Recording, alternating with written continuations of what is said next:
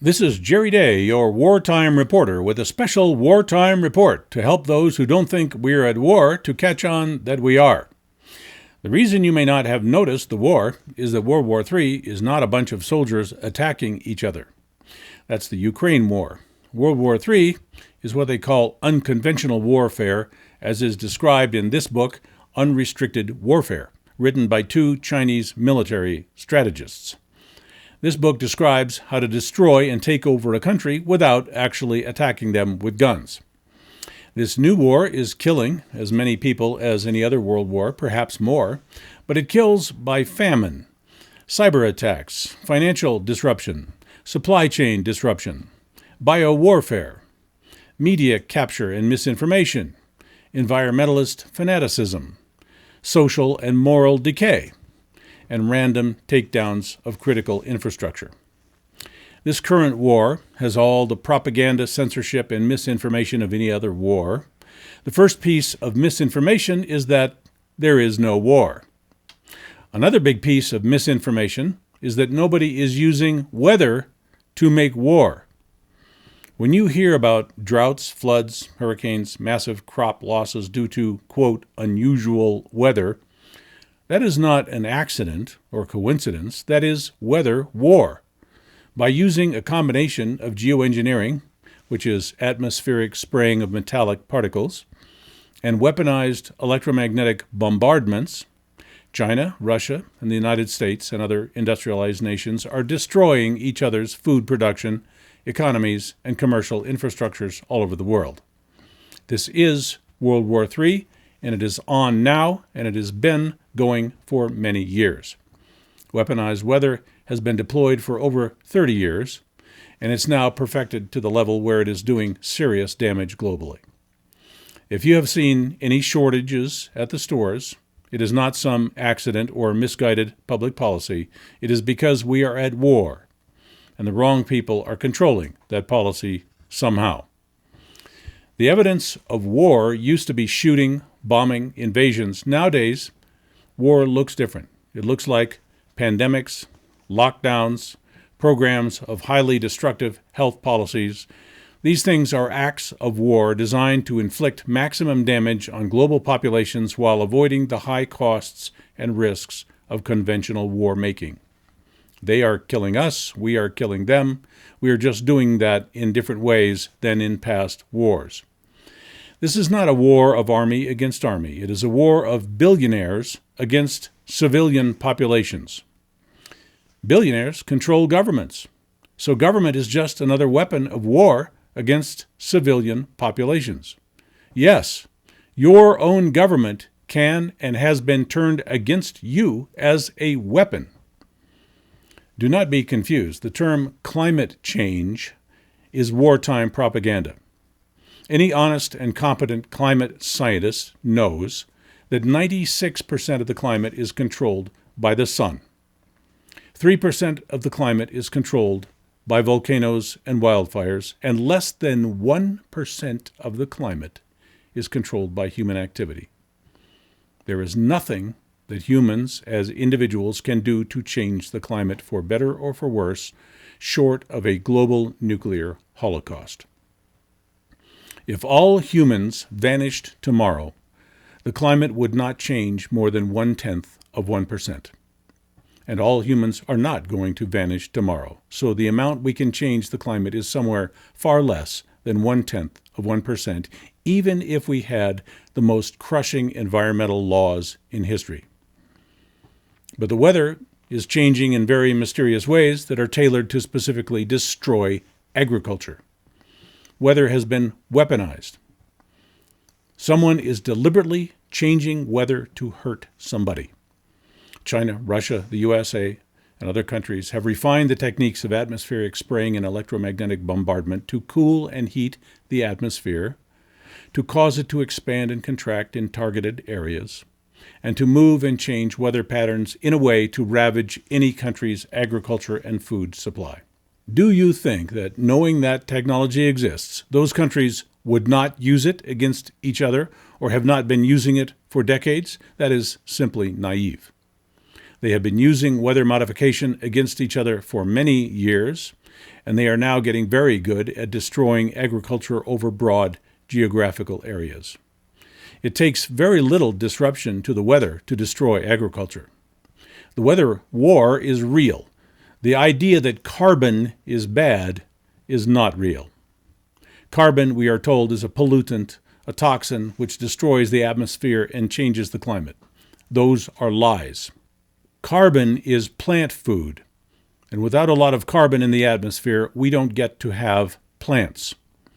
Carbon has been at higher levels in our atmosphere many times throughout history and long before the Industrial Revolution. Those periods of high atmospheric carbon are periods where forests and jungles thrived, agriculture thrived, and the human species took great leaps forward thanks to the abundance of food. When we take carbon out of the atmosphere, we prevent food from getting to our supermarkets. The climate can change to make the weather more friendly to food production, but we are told climate change is always bad. If the climate gets bad, the climate has to change to get good again. If we actually found a way to stop the climate from changing, we would all be dead shortly after that. The term climate change is one of those catchphrases which are supposed to tell us to be afraid of some overwhelming disaster. But when you examine the science, there is no disaster attributable to climate change, but rather only to weather manipulation. So if we know it or not, if we want to believe it or not, the term climate change refers to a war, not some ecological accident. The term climate change refers to the deliberate destruction of national food supplies, not some global consequence of normal human activity. You are not causing climate change. The amount of climate change that human populations are causing is too small to even be measured, if it exists at all. And if the climate is changing, it is not changing any more than it has in regular cycles for the last 500,000 years. That hockey stick theory was proven in a court of law to be a fabrication and totally false.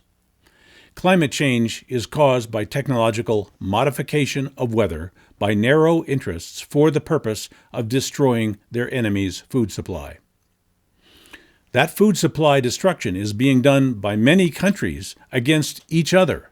So global food supply is now failing and shortages will be everywhere, especially in places which have no margin against famine. Modern war makers, especially China, do not attack directly. They invest, they buy up entire industries and simply shut them down.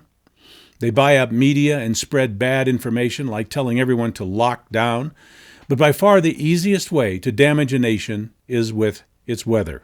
They spray toxic metallic particles in the air, they bombard those particles with electromagnetic charges, and they cause parts of the atmosphere to heat or cool, expand or contract, and by doing that, they can cause weather to move around and change in a way to destroy agricultural production. It is easy. It is cheap. It can bring your political enemies to their knees, and it is foolish to think it is not going on. They're doing this to us, we are doing this to them, so the effect is the destruction of the entire world's food supply. This, in combination with our fragile currency, our massive public debt levels, our global supply chain breakdowns, and the consequences will be staggering. This will plunge the world into one of the darkest chapters in human history. This is what World War III looks like. Anything that one country can do to damage another country is part of this war. Social divisions that get us fighting among ourselves. Idiotic theories that have us questioning what genders our children are. Anything that fractures society and has us chasing our own tails, helps to deplete and destroy us as the enemy. In an odd way, this stealth war is delaying the worst of it, because as soon as we go to conventional warfare, somebody is going to start shooting off nukes. And then the human race is out the window. But any kind of warfare tends to escalate. So it doesn't really matter if we start with little secret wars. Wars always tend to escalate, and that means a lot of things get destroyed and a lot of people get killed. There's no such thing as a good war. The best thing a war can be is something that kills all the bad people. Wars are not a mechanism of reform, they just kill. It seems to be China's hope that they can wear us down enough with the unconventional war that it will be basically just a mop-up operation for China in the end. Of course, it will not be that simple, because people will start shooting off nukes. It is called escalation, and once certain things occur, escalation cannot be stopped.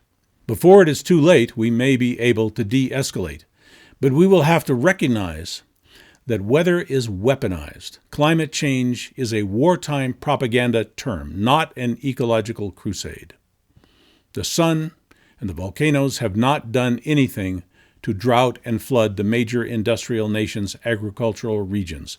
That was done by weather war, geoengineering, electromagnetic, atmospheric bombardment. Have you ever noticed that the weather girl never tells you when there is an atmospheric discharge of electromagnetic energy from one of those HAARP facilities? If she did, it would make the weather war quite obvious. The climate change narrative is essential for making people not see the weather wars. And the weather wars are essential for wearing down our enemies before the shooting war starts. It's like the artillery pummeling the coastline just ahead of the infantry beach landing. Unless we put a stop to weather weaponization, we may be walking straight into a global nuclear inferno down the line. Your media has been disguising weather war as accidental climate change caused by irresponsible public consumption of commercial products and energy usage. They twist facts and reality to blame you for what they are doing. This is propaganda. It is wartime disinformation. Yes, human consumption causes pollution, depleted resources, but human consumption does not cause climate change. Climate change is a term of war and part of a bigger war which includes cyber attacks, political infiltration, industrial sabotage, media censorship and misinformation, bioweapons, and media-hyped pandemics. If there is a pandemic, somebody caused that. If there's climate change, somebody is causing that. We are at war, and these are the tools of modern warfare. Governments are attacking each other without telling their populations what is going on. We are all victims of this, and the longer we let it go, the harder it will be to stop it. People are going to starve. People are going to riot, loot, panic, and go completely lawless. At some point, police will be able to do very little to contain this. They did almost nothing during the 2020 riots. So just to be clear, climate change is a wartime propaganda diversionary narrative. You are not responsible for climate change. Geoengineering is. The billionaires who control governments are doing the geoengineering because they think it's time for a depopulation or a religious Armageddon or a shift to global hegemony from west to east. Or maybe they have simply run out of resources with which to maintain the Western lifestyle and they're trying to orchestrate the collapse so they remain in charge. But they are using your government to make this happen. It is done by global infiltration, influence, and finance, and a lot of dirty tricks to soften the targets.